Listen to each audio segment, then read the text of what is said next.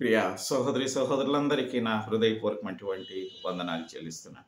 ఈ సమయంలో ఎఫెసీయులకు రాసినటువంటి పత్రిక 5వ అధ్యాయము 27వ వచనంలో చదువుకుందాము. కుటుంబము యొక్క అభివృద్ధి, కుటుంబములో అవేర్నెస్ పెరగటానికి గల కారణాలు.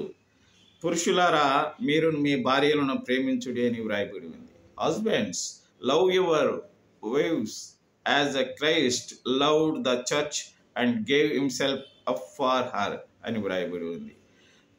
33వ వచనములో, మెట్టుకు మీలో ప్రతి పురుషుడును తన వలె తన భార్యను ప్రేమింపవలను, భార్య అయితే తన భర్త యందు భయము కలిగి ఉండునట్లు చూసుకొనవలెను అని వ్రాయబడి ఉంది.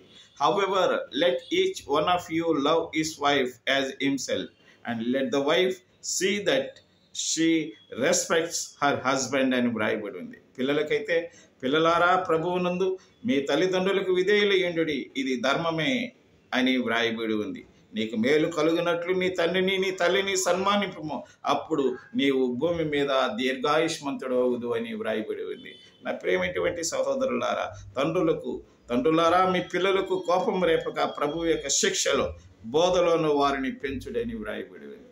నా ప్రేమైనటువంటి సహోదరులారా, ఇలాగూ దేవుని యొక్క దైవ గ్రంథ ప్రకారంగా, దేవుని చిత్తాను ప్రకారంగా మనము, మన కుటుంబము, మన బిడ్డలు, మనము దేవుని చిత్తములో పెరిగి దేవుని యొక్క ఆశీర్వాదాలు పొందుదుగాక.